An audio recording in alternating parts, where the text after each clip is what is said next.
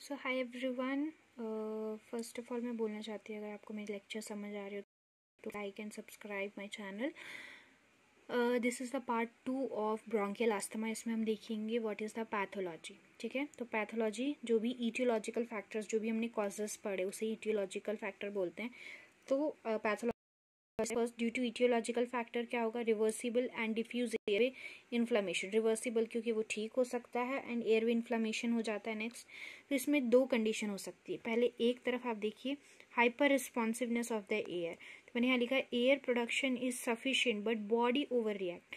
क्या होता है कभी कभार कि हमारे बॉडी को सफिशिएंट एयर मिल रहा होता है, सफिशिएंट ऑक्सीजन प्रोवाइड हो रही होती है, बट फिर भी हमारा बॉडी क्या है, एक हाइपर रिएक्शन शो करता है। दूसरा एक तरफ ये होता है कि जब हमारे बॉडी में लिमिटेड एयर फ्लो होता है, ठीक है, एयर अच्छे से नहीं मिल पा रही होती है, तो पैथोलॉजी हम दोनों कंडीशन में देखेंगे कि जब अगर मिल नहीं पा रही है, दैट इज सिंपल, तो वीजिंग साउंड होगा, कफ, एंड चेस्ट टाइटनेस हो सकता है। ठीक है, चेस्ट फुलनेस भी हो सकती है यहाँ पे कि या फिर बर्निंग सेंसेशन आपको शो मीन्स फील होता है। That is about air flow limitation. अगर एयर अच्छे से नहीं मिल रही है बॉडी में, या एयर ऑब्स्ट्रक्शन हो रहा है, तो उसके वजह से। दूसरा आता है कि एयर प्रोडक्शन है बट देन ऑल्सो वो बॉडी शो ओवर रिएक्ट, ठीक है, ओवर सेंसिटिविटी और ओवर रिएक्शन शो करेगा, तो हाइपर रिस्पॉन्सिवनेस होता है ऑफ एयरवे। उसके वजह से क्या, of membrane that lines the airway. जो एयरवे में जो म्यूकस की जो लाइनिंग होती है उसमें स्वेलिंग हो जाएगी, उसमें रेडनेस होगा, oedema. Next is contraction of bronchial smooth muscles. तो हमने पढ़ा था कि मसल्स जब कॉन्ट्रैक्शन शो करता है, दैट इज कॉल्ड ब्रोंकोस्पैम्स होगा। कॉन्ट्रैक्ट होगा तो क्या होगा, उसके बीच का जो गैप है, डायामीटर है, वो नैरो होगा, तो वो कम हो जाएगा, लेस हो जाएगा, तो ऑब्स्ट्रक्शन होगा, एयर में कम एयर मिलेगी। Then bronchial muscle and mucus gland enlarge. Then production of thick and tenacious sputum. उसके वजह से क्या होगा, कफ या स्पूटम प्रोडक्शन होता है। कभी भी अगर नैरो हो जाती है, जैसे कभी भी हम रोते हैं या फिर कुछ, तो म्यूकस, ठीक है, रिलीज होता है, स्पूटम रिलीज होता है ना, वही है प्रोडक्शन ऑफ थिक स्पूटम।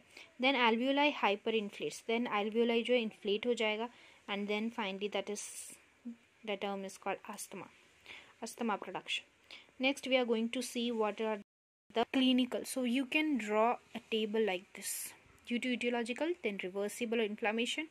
तो दो कंडीशन आ जाएगी, एक जहाँ पे एयरवे क्या है, एयर फ्लो जो है लिमिटेड है, और यहाँ पे हाइपर रिस्पॉन्सिवनेस ऑफ एयरवे हो रहा है। हाइपर रिस्पॉन्सिवनेस इसीलिए कि हमारा बॉडी शो कर रहा है, तो आप you can make that table. Then next one is clinical manifestation.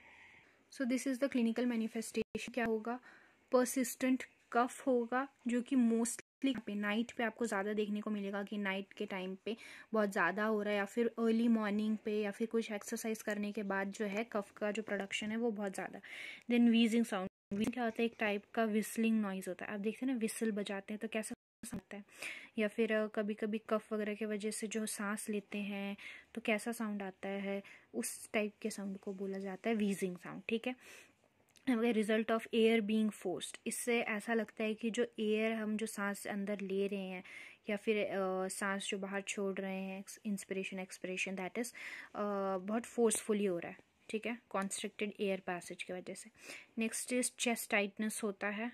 ठीक है, कंस्ट्रिक्ट होगा, उसमें क्या होगा, फीलिंग ऑफ टाइटनेस, चेस्ट में टाइटनेस है या burning sensation. Then shortness of, that is called dyspnoea बोला जाता है. इसको कहते हैं एयर हंगर, कि एयर हंगर का मतलब ये है क्या, एक टाइप का एयर की भूख.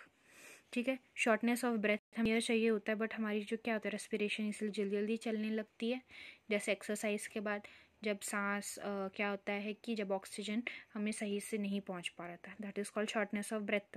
देन म्यूकस प्रोडक्शन होता है.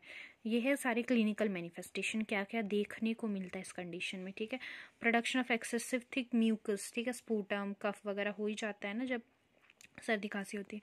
नेक्स्ट आप मेन ये टेबल याद रख सकते हैं. रेस्टलेसनेस, फीवर होगा 100 डिग्री से ज़्यादा, चेस्ट या एब्डोमिनल पेन, ब्रीथिंग, बार बार कफ या खांसी करने से होता है ना, चेस्ट या हमारे पेट में दर्द होने लगता है, that is breathing is deeper, increase respiratory rate, headache, and all. यहाँ पे vomiting, use of accessory muscle. क्या होता है, हम सांस लेने के लिए यूजुअली नोज़ यूज़ होता है, बट क्या होता है जब हमारे नोज़ बंद हो जाते हैं, क्लोज हो जाते हैं, तो हम एक्सेसरी मसल्स जैसे कि माउथ से सांस लेने लगते हैं, ठीक है, हम अपने मुंह से सांस लेने लगते हैं, that is called use of accessory, मतलब हम एक्स्ट्रा मसल्स के यूज़ कर रहे हैं ब्रीथ के लिए।